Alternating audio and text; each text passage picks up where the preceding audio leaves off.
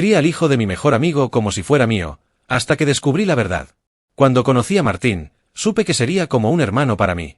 Éramos inseparables desde la secundaria, compartíamos clases, fiestas, problemas, incluso secretos que nunca revelamos a nadie. Si había alguien en este mundo en quien confiaba ciegamente, era en él.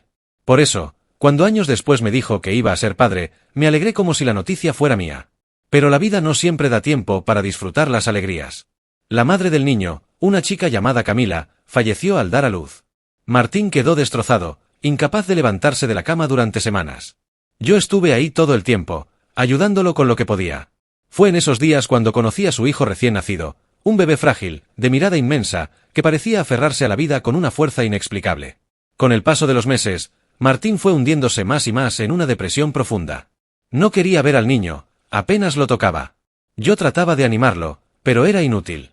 Hasta que una noche, entre copas y lágrimas, me pidió un favor que cambiaría el rumbo de mi vida. «Hermano, ayúdame a criarlo». «Yo no puedo». Su voz era apenas un susurro.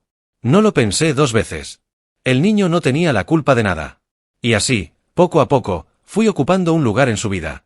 Al principio era solo para darle biberón, cambiar pañales, calmar su llanto en madrugadas interminables. Pero con el tiempo, sin darme cuenta, me convertí en su figura principal. Yo era quien lo llevaba al médico, quien asistía a sus primeras presentaciones en la escuela, quien lo consolaba cuando tenía miedo de las tormentas. Martín seguía presente, sí, pero como una sombra. A veces venía, le regalaba un juguete, lo abrazaba un rato y se iba. Y el niño, a quien llamamos Daniel, empezó a decirme papá. Yo trataba de corregirlo, de explicarle que yo era su tío, pero la verdad es que en mi corazón esa palabra me hacía feliz. Me dolía verlo crecer sin que su verdadero padre le diera todo el amor que merecía. Así que no lo corregí más. Lo dejé llamarme papá. Pasaron los años, y Daniel creció. Era un chico noble, inteligente, con una sonrisa que iluminaba cualquier cuarto. Siempre pensé que se parecía un poco a Camila, su madre, pero también tenía algo distinto, algo que nunca logré identificar del todo. La vida parecía tranquila, hasta que un día, revisando viejas cosas de mi madre, encontré una foto que me dejó helado. En ella, aparecía yo, mucho más joven, junto a Camila en una fiesta del pueblo. Ella estaba tomada de mi brazo, riéndose de algo que solo nosotros entendíamos.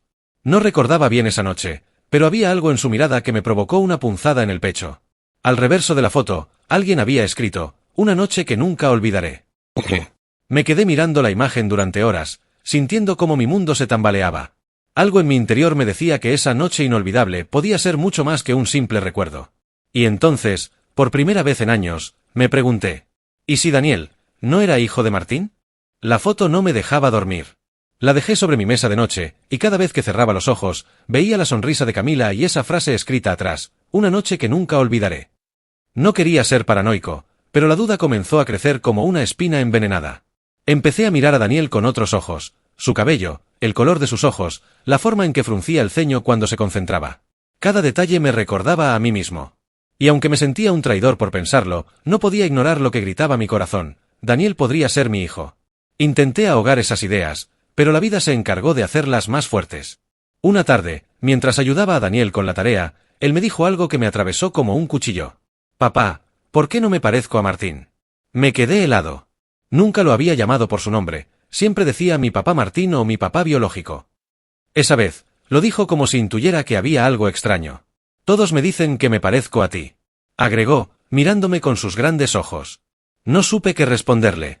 Solo le revolví el cabello y cambié de tema. Pero esa noche entendí que ya no podía seguir callando. Decidí hablar con Martín. Nos reunimos en un bar, como en los viejos tiempos, pero esta vez las palabras pesaban toneladas. «Hermano, necesito preguntarte algo», empecé, con voz temblorosa. Él me miró extrañado, tomando un sorbo de cerveza. «¿Qué pasa? La noche en que murió Camila, ¿estás completamente seguro de que Daniel es tu hijo?» El vaso casi se le cayó de las manos. Me miró como si lo hubiera insultado. «¿Cómo puedes decir eso? Claro que es mi hijo», me gritó, atrayendo miradas del local. Yo traté de calmarlo. «No estoy diciendo que no lo sea. Solo, encontré una foto de Camila y yo. Y no recuerdo mucho de esa época, pero hay cosas que no encajan». Martín se levantó de golpe, furioso. «¿Insinúas que ella te engañó conmigo muerto de pena en la cama? ¿Qué ese niño? ¿Es tuyo?» No pude responder. Tal vez era el alcohol, o tal vez el miedo, pero sus palabras me golpearon con una fuerza brutal. Esa noche salí de ahí con el corazón destrozado, convencido de que había cometido un error al abrir la boca. Pasaron los días, y la tensión entre nosotros se volvió insoportable. Martín empezó a visitarnos menos, y cuando lo hacía, trataba a Daniel con frialdad.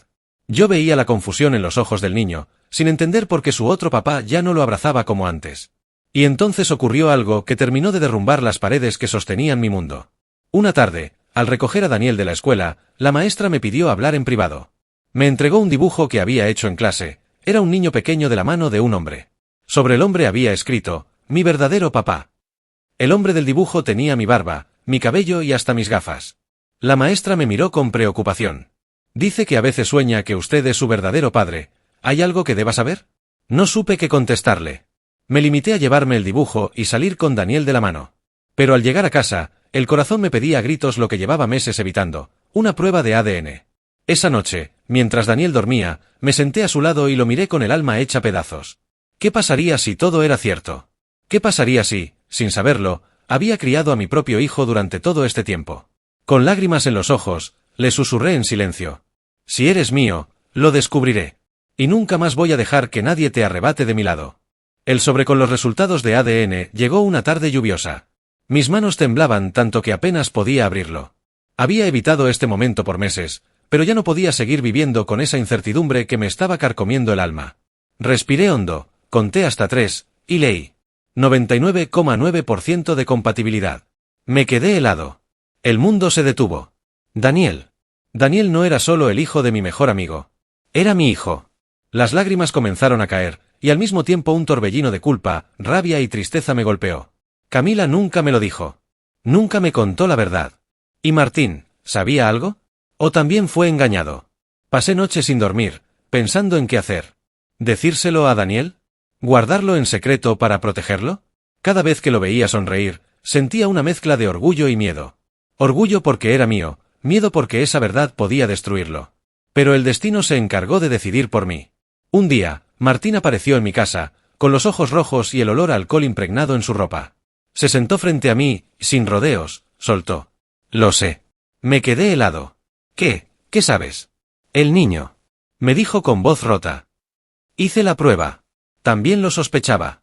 Nos miramos en silencio. Dos hombres destrozados, dos hermanos de alma divididos por una verdad que ninguno pidió. Martín se levantó, dio unos pasos, y al girar me soltó la frase que jamás olvidaré. Cuídalo, como siempre lo has hecho.